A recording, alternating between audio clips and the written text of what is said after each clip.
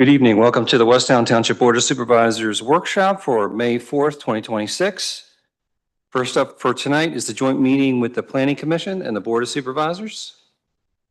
Mr. Embick.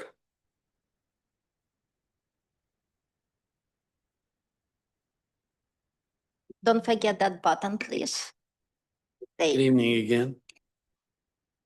This is our opportunity to meet with the Board of Supervisors to discuss all things planning. We have submitted a annual report for 2025, which was ably prepared by Mr. Pingar, which basically recounts most of the activities that we conducted in 2025. And it also contains a set of priorities that the PC was thinking about as far as its 2026 activities. So if you have any questions about the report or any observations about some of the things that we did or the priorities that we set, we would certainly welcome it. And any additional questions that you might have about the way we function, the way we communicate, and the way we make selections.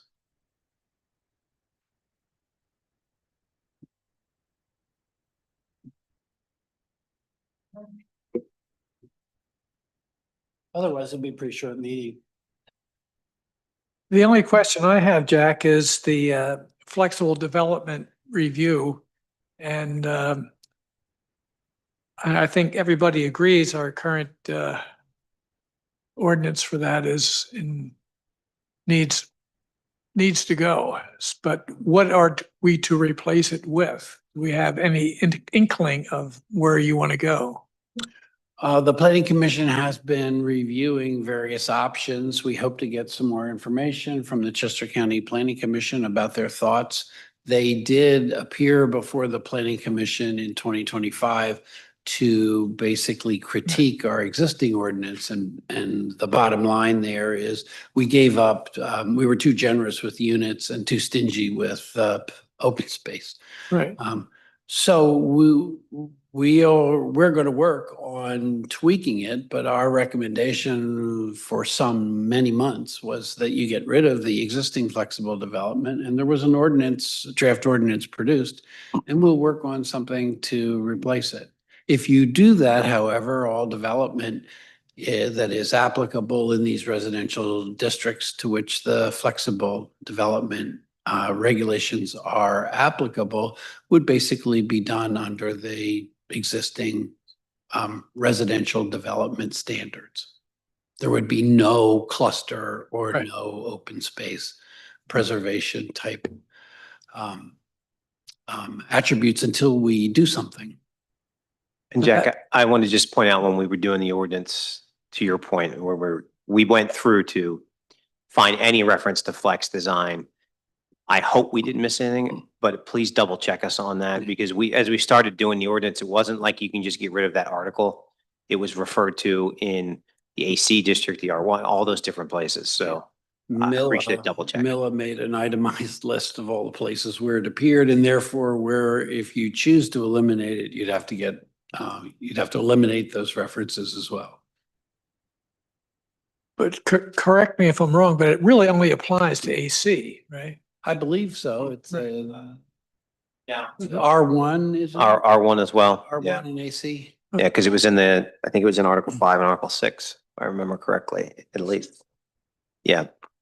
Okay. So I mean, that would be your risk if you eliminate the existing flexible development before we have something to put it in its place. If you don't, then any development also that comes across our desks would be subject to the existing flexible development regulations, which I don't think anybody likes. So Jack, I looked at the last page, plans for 2026, there's 15 priorities. Is there any ranking of those 15, or are they all sort of equal? They're not all equal, but I would say that the first 5 or 6 are sort of the things that we wanted to focus on first. Okay. But you know that as an independent agency, a lot of the work that we do is dictated by what comes into the township. So Right. we'll review Mhm. land development plans, we review zoning hearing board applications, we review conditional use applications. So those really take priority on a meeting-to-meeting basis because there are deadlines associated with those activities. Right. So looking, if you had to look back at the end of 2026, what would success look like for the PC?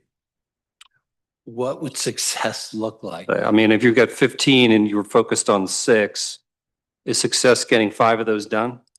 I would be very happy if we got 5 of them done. And of course, we also keep a very detailed spreadsheet of all of the ordinance sections that we feel probably should have some attention. The list gets bigger rather than smaller. Do you think we need anything, any regulations or ordinances related to data center facilities? Has the PC thought about that at all? We talked about it and I'm not sure what areas would be suitable. We really haven't completely done a zoning analysis for that, but that's one thing that I certainly would like to do, as well as developing some sort of pipeline safety Yep. setback type ordinances. As you know, townships don't have the ability to regulate operations of pipelines, but we can say to some extent how big facilities are, where they go, and how much they have to be set back from current uses. Thank you. Yeah, East Goshen I think, is a good ordinance to look at. Kristen Camp dealt with that in having. Mila has given us a copy of that ordinance, so I think that's a great way for us to proceed. Speaking of a pipeline ordinance, I understand why we might want such a thing, but since we have so many pipelines in West End, what is the downside to existing properties where pipelines are relatively close to their house? If they want to do anything, put a swimming pool in, put in a shed, an addition, they're going to end up going to the zoning hearing board for putting in a doghouse. I mean, we're really talking about some, I don't know, what impact will it have on existing properties? Well, we'd have to assess that going forward, but it's one of those tensions in planning where you deal with safety as opposed to property rights. If your goal and priority is safety, then perhaps you might want to create something that is more restrictive for people who have existing properties. If you're not so much interested in that and want to focus on property rights, well, then perhaps what we have which is nothing, is sufficient. Okay. But that would be up to you to Right. eventually make that choice. Mm-hmm. When you think about attainable housing ordinances, what does that look like? Well, we haven't created one yet. And I'm not sure that the planning commission will, as opposed to relying on private partners like Westminster, who telegraphed, Mhm. or they've certainly indicated that they're interested in doing something. And we facilitated a zoning change that might make that possible. But whether and when they do that, I don't know. Right now, I don't think we would have to make any changes. But if that's something that the Board of Supervisors wants to do, meaning, do you generally want to encourage the development of something that we would call affordable or attainable housing, then we would have to figure out where it would go and what kind of incentives we might produce so that it could Mhm. actually happen. The current But state. it's pretty complicated because as far as I know, there's not much definitional information that we have to draw on about attainable and affordable. I mean, one person's affordable is another Right. person's out of reach. Right. But I think these public and private partnerships, like the place in Westchester that we visited. Did you go and see that don't think place? so. Pinckney Yeah. Commons, did you go? You Yeah. went to see Pinckney, yeah. That's an interesting Mhm. That's an interesting setup, and the facility is pretty nice from my point of view. Mhm. And it seems to have accomplished, some interesting objectives. We could do the same probably, but it might be better if somebody like Westminster Mhm. basically is in the front. Yep, I agree.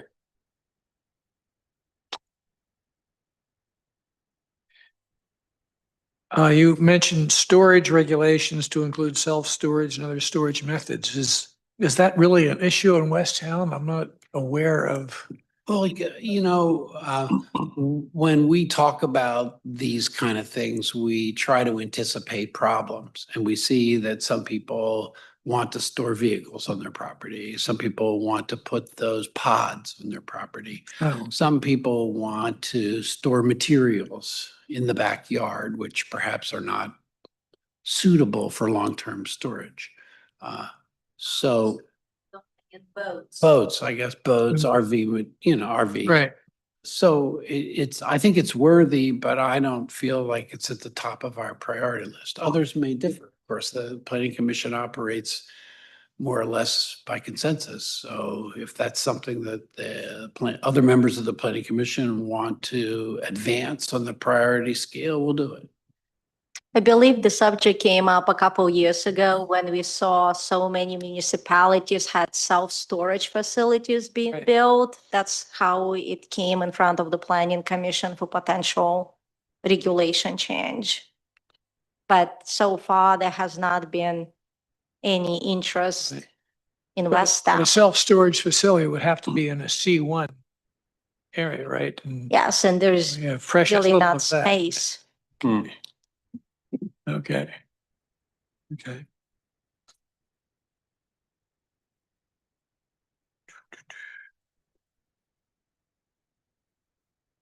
So Jack, you guys, it's interesting, and I served on the PC for a short time, a long time ago, but I took your position. you did, and you're doing such a great job. You served for 5 months? 6, 6 um, Good. but anyway, In 6 but months. who's counting? 6 good months. You said like how you guys operate is by consensus, which is kind of interesting. Well, largely, but we take votes Sure. when we have to make a decision about things like a zoning hearing board application Sure. for special exception. We will vote, but we have a pretty collegial and wide-ranging discussion. Yeah. And we can come up, I think, with many decisions that aren't necessarily votable. Sure. I think that's fair. I mean, but from an agenda perspective, that's kind of the chair and the vice chair who sets the agenda for the Yes, business. how we prepare the agenda is Rob and I will talk with Milla. Milla will make most of the suggestions.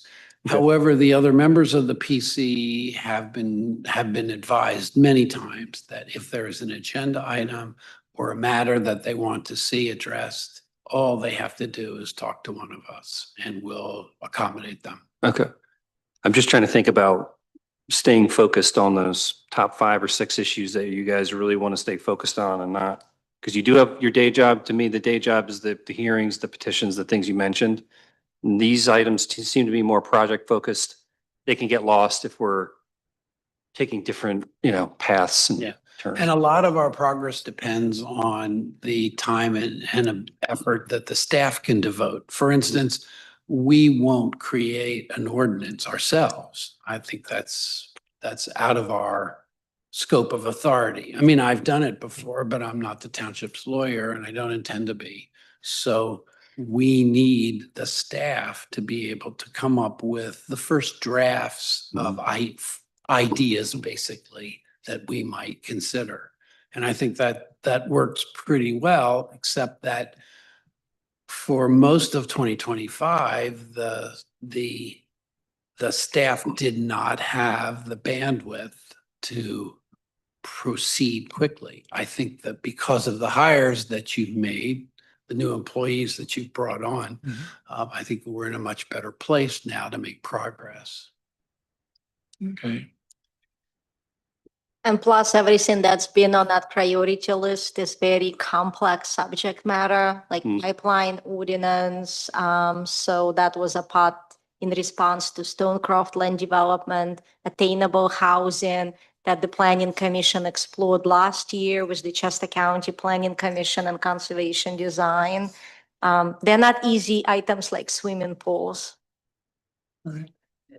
Swimming pools are really easy. Right. Of the first 4 items on here, it looks like to a large degree, you're depending on the board to proceed with something so that you can review or at least participate in.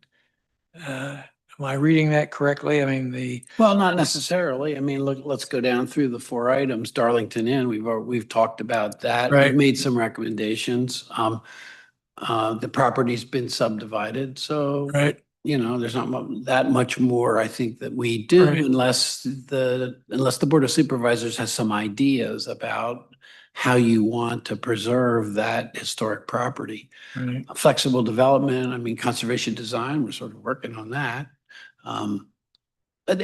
But while I'm mentioning this, if you have any thoughts about what direction you'd want the Planning Commission to go in or what specific measures you want in some of these provisions, then you should communicate with Rob or me or Mila Right. so that we don't waste our time.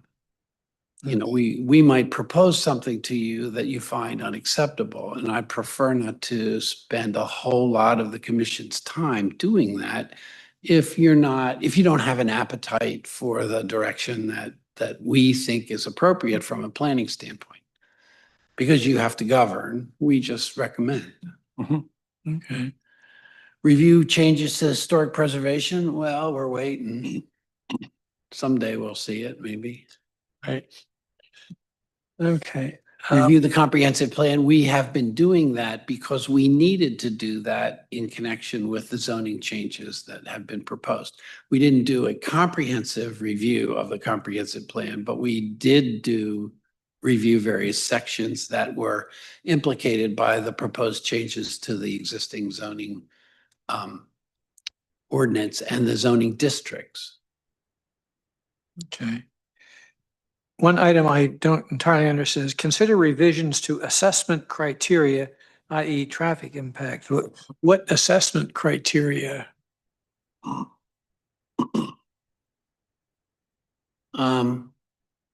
Well, from time to time, I can't really give you a specific answer on that, but from time to time, we, in conjunction with our review of various applications and our interactions with the traffic engineer, he's mentioned he has certain criticisms about how our traffic reviews are done and some of the elements that we might change in order to make transportation and traffic flows more suitable. But that's really high level. I can't really tell you specifically what was recommended because I don't remember. Okay. I'm thinking here. It's pretty far down the list anyway, so Yeah. who knows? Yeah, we might get to it in 2029. All right. So I got. That's all I got. Good. Okay. Good. Okay. Anybody else? Questions for the,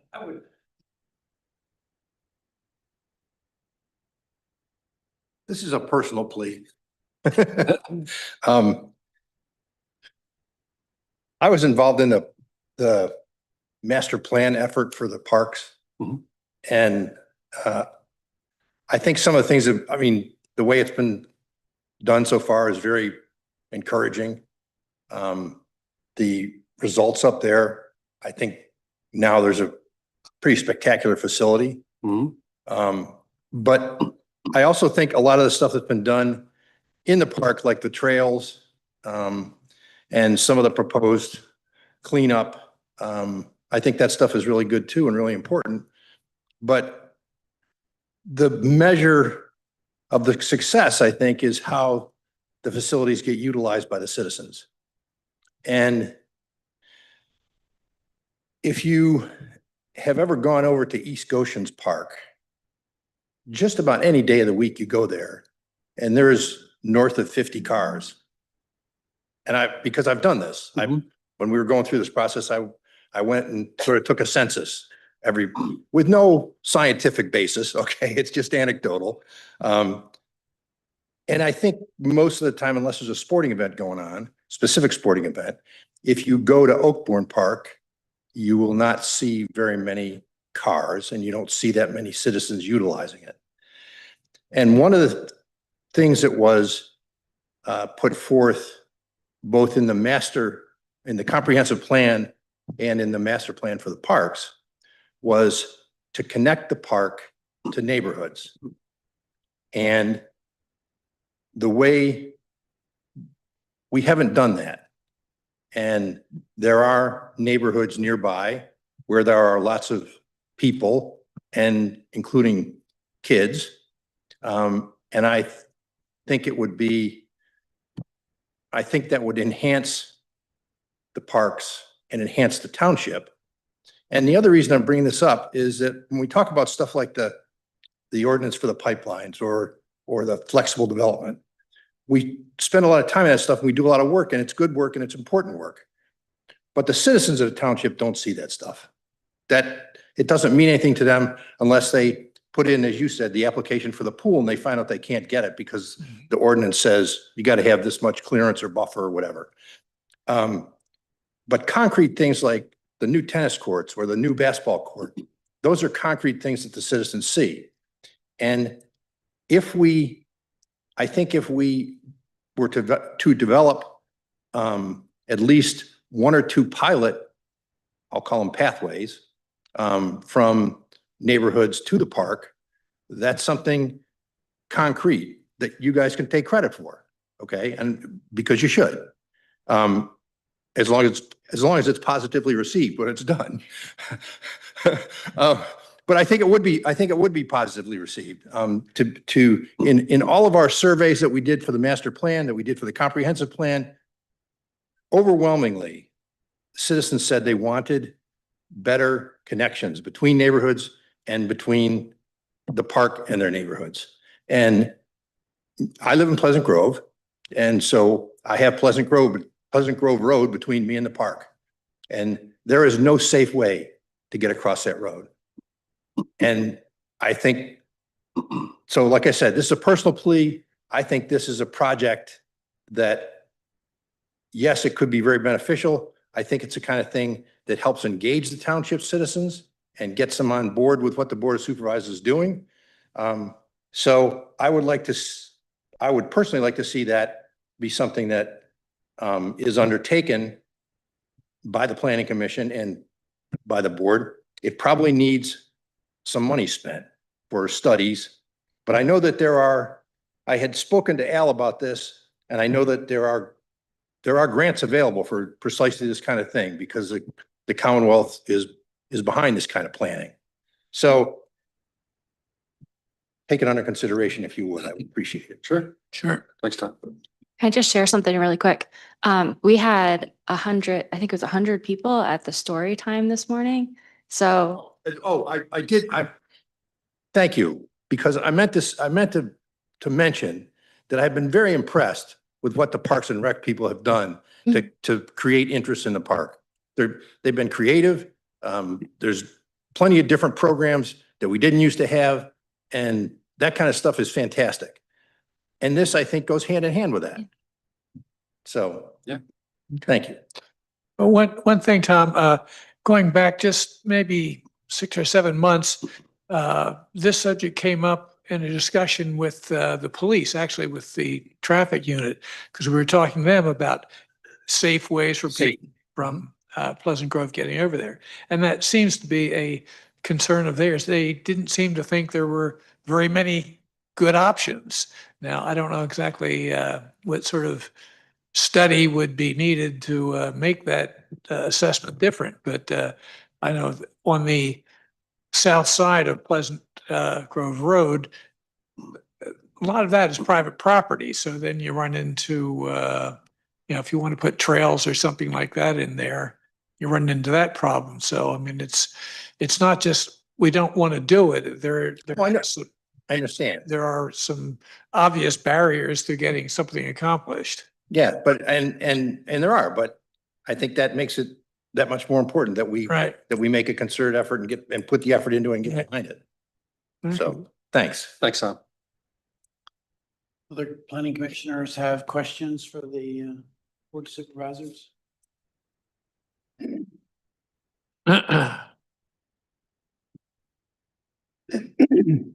Hi, Rob Pingar. It's not really a question so much as just I guess, an observation and a comment. I don't think there's, anyone can deny that Westtown is largely developed. And one of the challenges we have is crafting these ordinances, recognizing that it's so developed. And we're really targeting properties, like Winter Farm, and even to some degree, Westtown Schools, there's potential for development there. It's unlikely, but who knows? It's ripe for development because it's open space. So we have to, consider the possibility of developments coming in, but for the most part, it's already developed. So that's one of the challenges with crafting these ordinances. And I think to your point, Tom, about the pipelines, yeah, I've studied the pipelines and see where they are through their backyards of properties that have been there for decades. And we know how they're going to be with the Stokes property. Though it's curious, they have not come back. So it's kind of scratching my head over that. But that ship has already sailed. So we can't, the time to have that pipeline ordinance was a couple of years ago. And really the time to revise the flexible development ordinance was many years ago. Mm-hmm. I'd say better late than never, but it's a challenge. So we are conscious of, property rights and how it might affect people who already live and coexist with the pipeline and what it may mean for them. But also considering open ground where a new development could come in like Stokes. So that makes it that much more challenging to craft the ordinance to address both what's already developed and what potentially could be developed. And I just want you to know that we're aware of that, and that makes it that much more difficult for us to craft these ordinances. Right. And with respect to connections to the parks from surrounding developments, I don't know that anyone would oppose that, but I would say failure is not an option, and it's going to take a study and it's going to take some money. I would be careful about getting grants because with grants, there's always strings attached, as you know, and sometimes they're not such great strings, even though it's free money. Although really, it's the public's money because government doesn't really have money; it only comes from us. But still, it's something worthwhile to consider, to study and evaluate. The beauty is, I think, with West Pleasant Grove Road, and when we're talking about Pleasant Grove development, West Pleasant Grove Road's a township road, not a state. So we could kind of do what we want, as opposed to on a state road, which is they have more restrictions. Still, it should be done in a safe manner. And I understand about private property, although some of there may be right of ways that have been dedicated, so the township really owns the right of way. And you could do some kind of path down that right of way and then cross the road somehow, if it makes sense, of course. And of course, there's that disconnect between the Cope tract and the rest of Oakmont Park, and how do you get across the road safely there? I've never done it. I don't know how people do it. I guess people do it. I've never done it. I do it all the time and it's a gamble. It's a Because gamble. my You have kids to- play soccer on the Oakbourne Park and we walk the trail. And we have to go because there's the hill. There is really no safe way to do that. I would never recommend that. You gotta look up and down.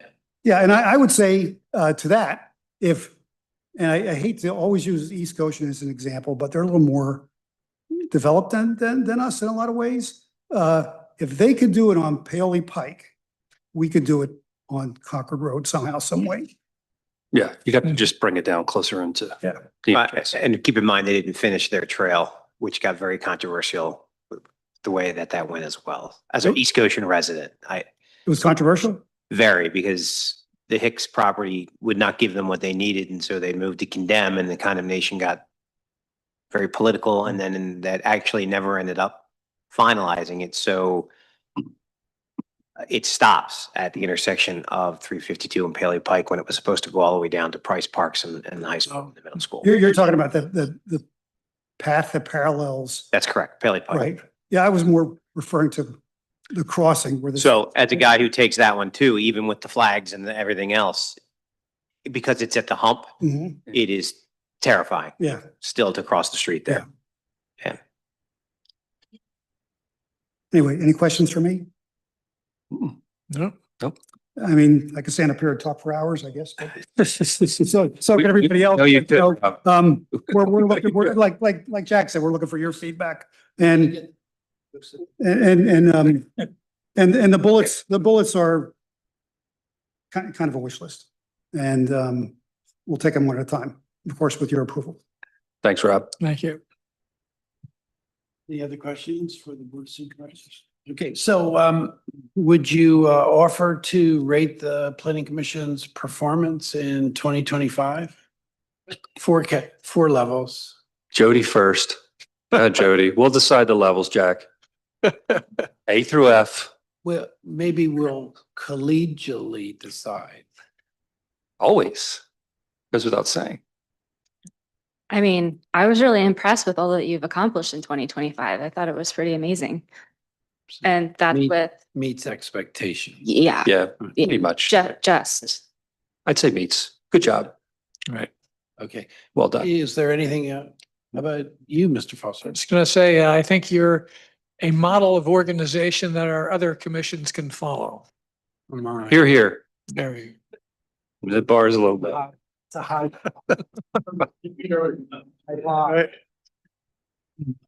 Is there anything about how the planning commission functions that you are not happy with or that you would like to change?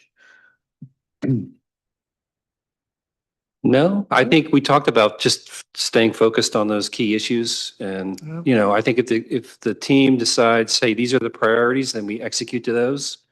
And like I said, that would be a measure of success. If you could get those 5 or 6 key things across the finish line, get a consensus with the group and then right, get that done, then right. that'd be great. Are there any competencies that you think that the PC does not have and you would like them to have? And if so, would you be willing to send them to school? I don't know, what competencies do you think you lack? And you would know better than us, I really. Got what, 1, 2, 3 lawyers I'm looking at. I got a prior township manager. I've got a guy, a school teacher. I've got a guy over here, IT genius. Got a lot of competencies on this team. I think we're good. We could use a veterinarian. That's true. That's true. All right. Builder. All right. We meet 2 times a month. Do you think that's sufficient? Should we meet more? Should we meet less? Mila has to say, of course. Yeah. By the We way, do it twice, that's plenty, I'll tell you. no, I don't. I Yeah. have full authority. I have full authority. But I would like to compliment Ms. Carter and the creation of our minutes. They are very, very accurate Yeah. and very helpful for us to review what we did and how we came to those decisions. So It's just do great. you have any more questions for me or any Good other job. members of the board of the commissioners? No? I think so. I think we're good. Thanks, Jack. She does an excellent job as our secretary and giving us guidance and being timely with agendas and suggestions and information. My only comment is sometimes I have to print the stuff myself and I'm running out of toner, but that's a small. Thank you. Thanks, Thank you. Mila. Yeah, thank you. Well done. Well done. All right, Jack. So thank you. Appreciate you. All right. We have our friends from the EAC tonight to talk about a proposal for the pollinator garden.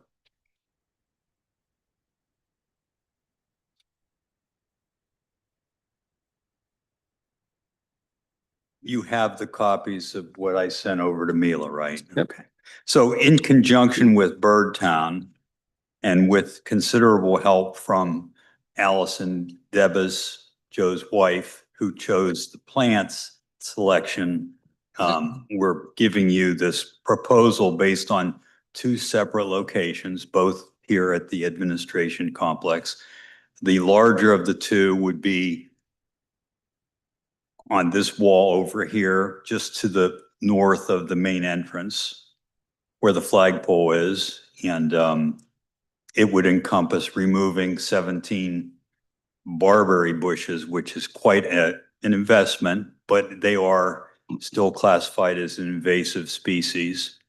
The second proposal would be on this wall right here, basically just on the other side of this wall. You know, both are composed of 4 different groups of 5 plants each. And the proposal by the doorway over here, the main entrance, contains a set of 4 plants which act as buffers because they're not pollinators, so that it would keep any bees away from the traffic. We as the EAC would recommend, of the 2 choices, the southern wall. It's less expensive, easier to do, and high visibility. We really want to educate the public in terms of the value of the relationship between native plants and pollinators, the way they provide nectar for birds and insects, habitat for wildlife.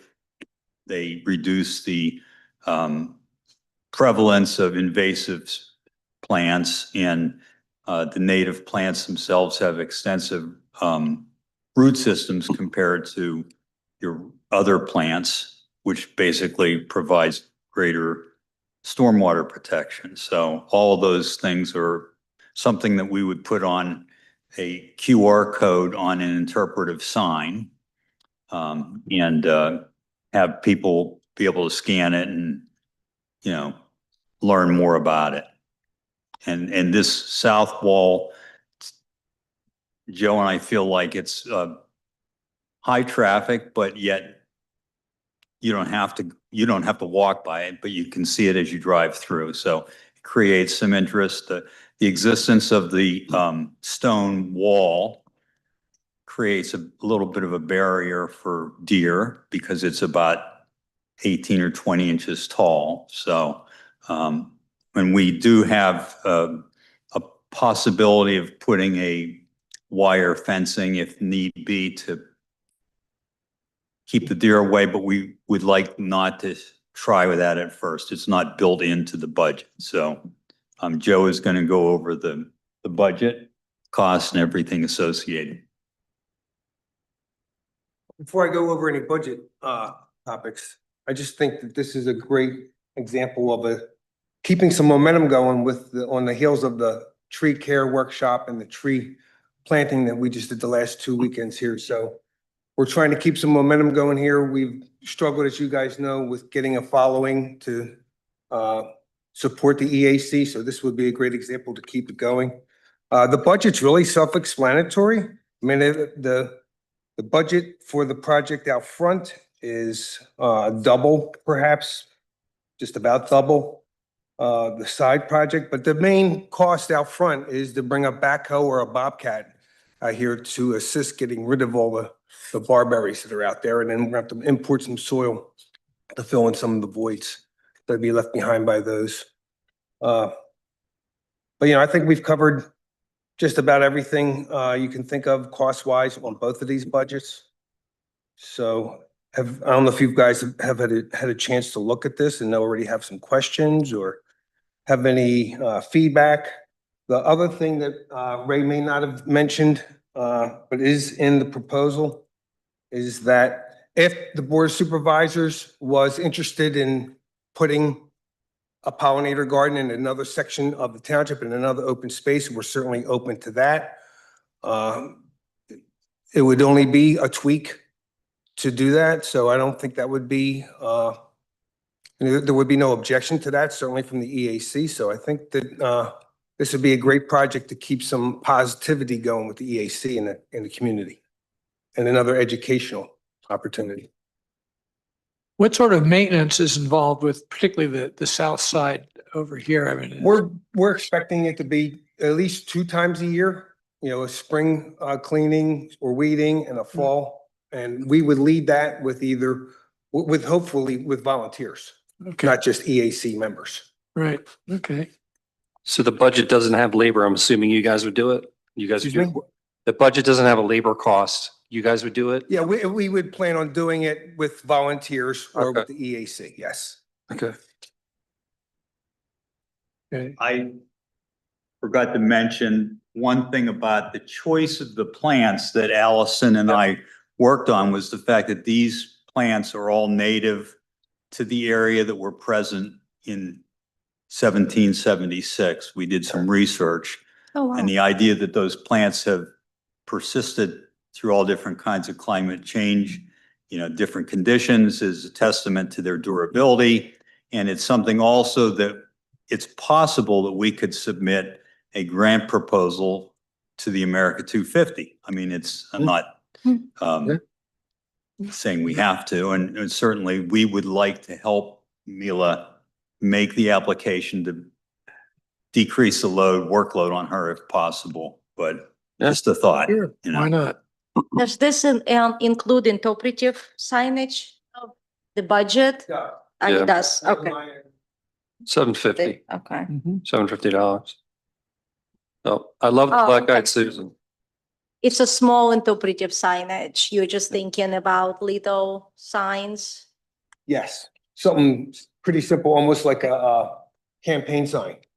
Okay, Something okay, so not something like at Oakbourne Park where you have like a large fiberglass and. Yeah, and you probably have No. concrete that it's Mm. anchored to and all that, so we did include, $750 Mhm. for signage Okay, for each one. Question? So it's kind of like, it's like a great, easy project that we could really get some points with the community, I think. So that's the plan. So I wanted to ask a question about if you take out these, what are they called again? The Barbary? Berry, Yeah. yeah, bushes, and come out here. There's a couple of things on here that have pollen that travel. And I would be concerned about the pollen coming in the door, to anybody who's in the building. Like coneflower and the ragwort, I think. Both. Right, golden ragwort. Yeah, I think they both Mhm. have pollen that travels through the wind. And I would be concerned about that coming in with allergies, but that's It's a valid point. because I have allergies. Yeah, yep. There is like, I'll call it a 8-foot buffer with those Ilex glabras. The 4 Ilex glabras are right by the front door. Mhm. So that's a buffer for the bees. It could also be a buffer for the pollen, but I don't know. I can't guarantee you're not going to get any of that. And it's another reason why we just said, why don't we focus on the south side as a preferred location to avoid any issues with going in and out the front door. Mhm. Well, I feel like the south side one would be low hanging fruit. It's, it's cheaper to do, it's easier, and it won't blow in the front. So, Yeah, absolutely. So, but both look really nice. yeah. Yep. just hope that it's good enough to be able to dig up. Is it on that side? You might need to bring additional soil. We did include a little bit of Some soil. soil amendments in the budget as well. Okay. So Joe, if there's no grant, is the money in the budget now for EAC, or we just have to find it somewhere? So EAC did budget some money towards pollinator garden. We Okay. did have to take out some money from EAC budget to cover the tree cost. So I can take a look to see how much is left, and then we can apply for a difference with the Chester County Community Foundation. Okay. Are you guys willing, like, if the money's fairly scarce, you're willing to put this project like at the top and then maybe trade off something else if we have to? Well, we don't have a big budget to begin with, Ed, so I don't know. The answer is yes. Yes. Yeah, I think the biggest thing we'll be spending on EAC projects is the cedar for the birdhouses in the West Town days. Gotcha. Okay. Okay, cool. And I thought there was a speaker series where we're not going to deck any resources to that for speakers. So far, zero Okay. cost for speaker series, correct? Gotcha. Cool. Okay. Great. Yep. I think we're in agreement that the South Side project is the obvious one. Yeah. Yep. It's going to look good. Agreed. So, yeah, I will work with EAC on the budget and the grant application. And if no more money is needed to be requested, that EAC can go ahead with the project this spring. Okay. Yeah, so it's a little bit of schedule sensitive because we can't be planning in July. We'd have to have this done by the middle of June, basically. So we got like a Sure. month left to Right. do it. So that'd be super. Great. Great. Thanks. Appreciate it. Yep. Do we have to take public comment? Yep. Any public comment with respect to any workshop items? Anybody online? No? All right, hearing none, we'll adjourn the workshop. We'll be back for our regular meeting at 7:30. Thank you. Great.